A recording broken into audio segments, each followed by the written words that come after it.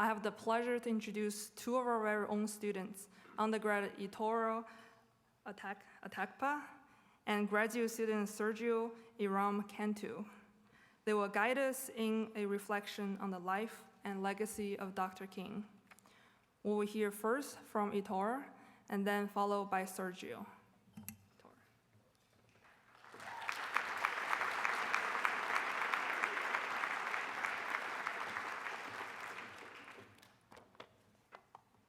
Good morning, everyone. My name is Itoro Atakpa. I'm a junior here. I'm studying mechanical engineering with a concentration in product development. And as Lulu said, I'm your undergraduate speaker for this program. Oh, also, I want to thank you all for coming out before I jump right into the speech. So thank you all for being here. I'm really honored to present to you all today. It's been 3 years since I sat in my makeshift study and pressed submit on the series of documents that were supposed to somehow represent my character, my ambitions, and my potential. I was 16 and I had labored for hours, stamping permanently onto a page intentions and goals that today I have not met because my expectations for what I would grow to consider to be my crowning achievements at MIT could have been based in no sense of reality, because I, in reality, didn't know what MIT was. MIT is the mecca of innovation and technology, yes. The absolute greatest place in the world to receive an engineering education, yes. A space to conduct advanced research and meet genius professors and students, yes. But when I take a moment to consider what has really shaped my experience and been monumental in my growth here, it hasn't been the revving arms of robots, which, don't get me wrong, I do love, but the warm arms of the community I've built. Over these 2.5 years, I've been constantly switching out and reorganizing the pieces that construct my image of MIT. And I want to show you all that this is not just an institute, but a place to grow in your morals and your leadership.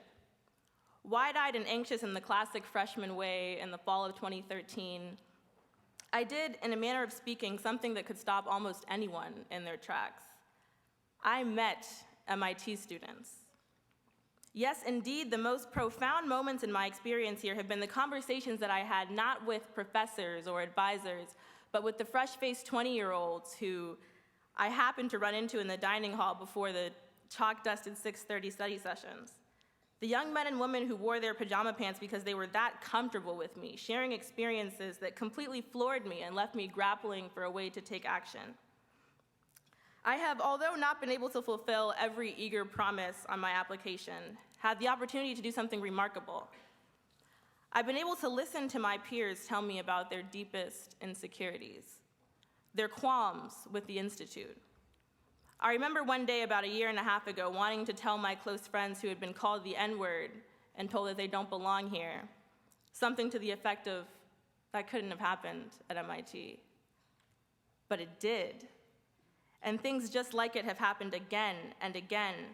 I've heard my peers speak about feeling unwelcome on their own campus, afraid to speak up in class for fear of getting the answer wrong and thus perpetuating stereotypes, about feeling invalidated in regards to how race and gender have etched persistent obstacles into their experiences, told to let it go and move on, about having been told throughout their lives that they aren't supposed to be smart, and subsequently not forming a relationship or fearing their own intellect, about being told that they don't look like they go to MIT, or realizing that MIT makes them no different from the men and women who have been victims of profiling and police violence, about feeling abandoned, unfit, underrepresented, and without key resources.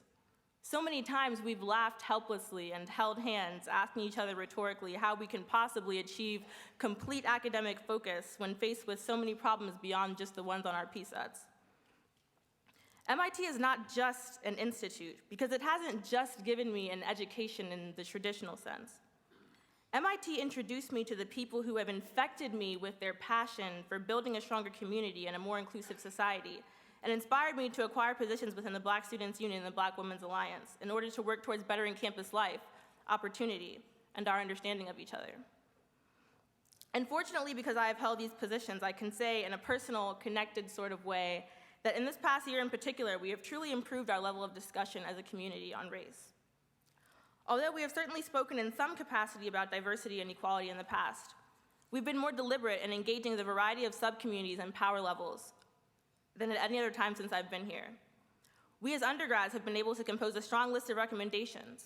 We as faculty, staff, administrators, and students have been able to form a sisterhood and share our stories through My Sister's Keeper. We as a community have been able to maintain a dialogue through Ask a Black Person and other organized discussions. That level of impact makes me extremely proud of the MIT community, especially my peers who have stepped up and had the courage to spearhead many of these efforts and to get so many other people on board. It is for this reason that I can say to my peers in the MIT community one thing that I know without a doubt about them. You are a contagion.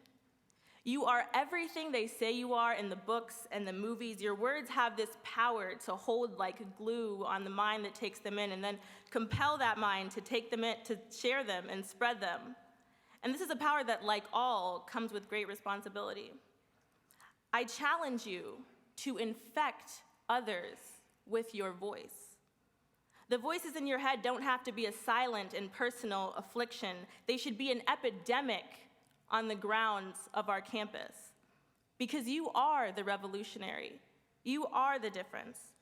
And I know from experience that once someone catches wind of your emotion and listens to your thoughts and ideas, the virus of your voice is chronic and incurable.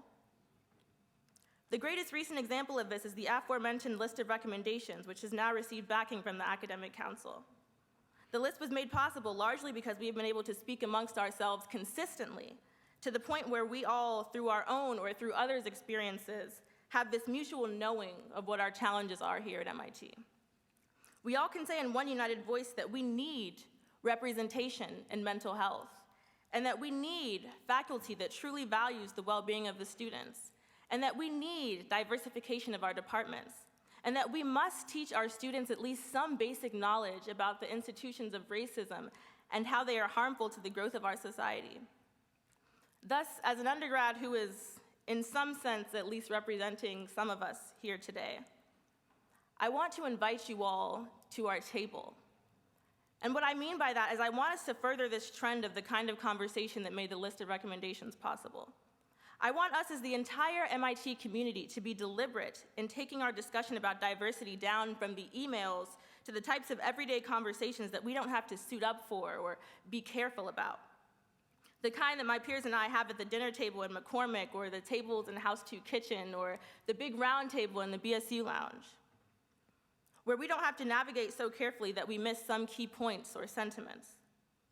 Everyday conversation, especially when it transcends the boundaries of faculty, staff, student, administrator, has the power to lend you an enormous amount of perspective, an amount that's completely unparalleled by anything with a header and a salutation. Here at MIT, we lead in innovation. We lead in research. We lead in the financial and career success of our graduates.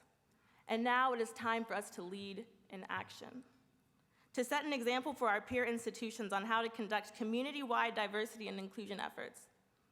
As MLK once said, the function of education is to teach one to think intensively and critically. Intelligence plus character. That is the goal of true education. We cannot allow the Institute to exist without making a deliberate effort to develop this kind of character, to encourage the facilitation of the conversations that we continually avoid on account of discomfort.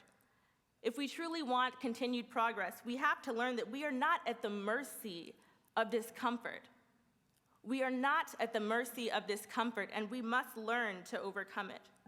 We must learn how to look directly into someone's eyes when we say or listen to something like, "People don't feel wanted here."